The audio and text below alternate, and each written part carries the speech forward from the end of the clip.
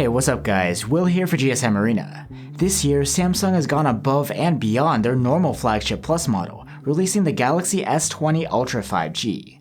This thing is a beast, offering the highest end features available from Samsung, but are they worth the higher price tag? Let's find out in our Galaxy S20 Ultra review. This is the S20 Ultra 5G, and compared to the other S20 models, this one stands out in a big way. It has a huge display, a larger battery, and the most advanced camera setup we've seen from Samsung.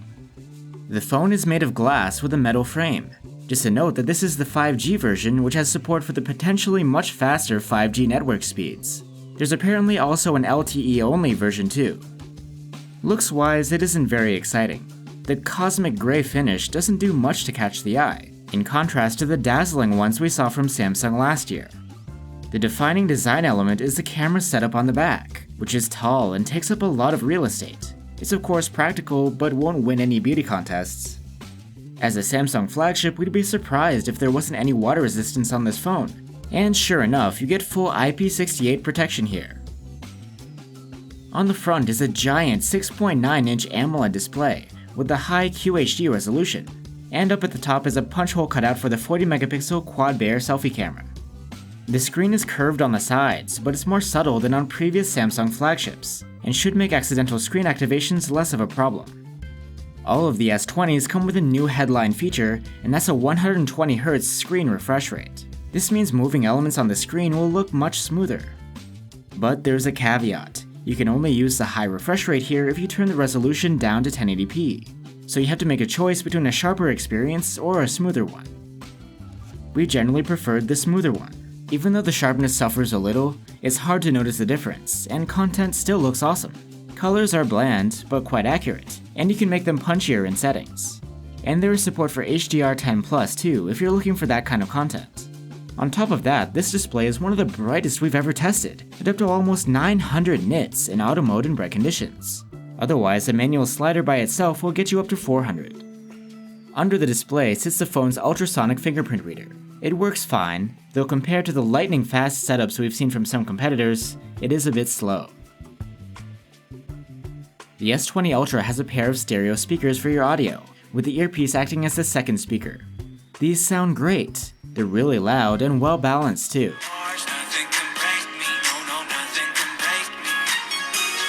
It comes as no surprise that there's no headphone jack on this phone, so you'll have to use the USB-C port, and a dongle is not included in the box. There are 3 storage tiers on the S20 Ultra, and they start at 128 gigs. Storage is expandable too through the card slot at the top. The user interface is Samsung's One UI 2.1 over Android 10. It comes with some tiny tweaks over the 2.0 version, such as rearrangement of some menus and settings. There is a brand new feature though. Now you can make video calls directly through the phone app with Google Duo. Now there's no need to download a third-party video chat. And you can use the power button as a shortcut for various mappable functions. But by default, it will activate the virtual assistant. The S20 Ultra comes with 2 variants as far as internals go. You either get a Snapdragon 865 or an Exynos 990 chipset. Both are top of the line and offer the best performance you can get these days from an Android phone. On top of that, the display has 240Hz touch sensing for extra responsiveness when gaming. However, our Exynos unit was quick to heat up when running benchmarks or games, and we ran into thermal throttling after just a few minutes of use. The Galaxy S20 Ultra has a huge 5000 mAh battery inside, which you'd expect more from a mid-ranger with a focus on battery life. With the display set to 120Hz, the phone delivers good but not spectacular endurance, scoring 87 hours in our tests. Switching the display over to 60Hz and QHD, the results are better, with a score of 97 endurance hours. It's great, but still not what you'd expect from the big battery.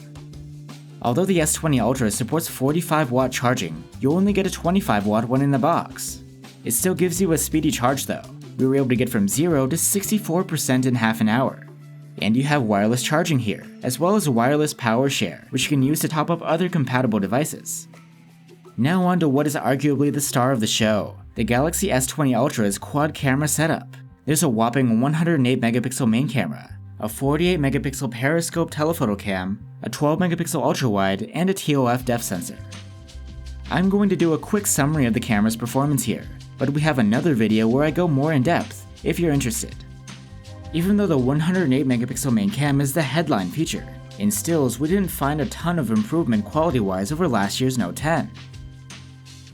But we really did enjoy the shallow depth of field that the large sensor provides, and this is what makes the camera stand out for us. The biggest benefit of the new camera system is really the higher quality zoom. The telephoto lens shoots at 4x natively, and these photos are excellent. Going further looks nice, all the way up to 10x zoom. The 100x zoom, though, is just a marketing gimmick.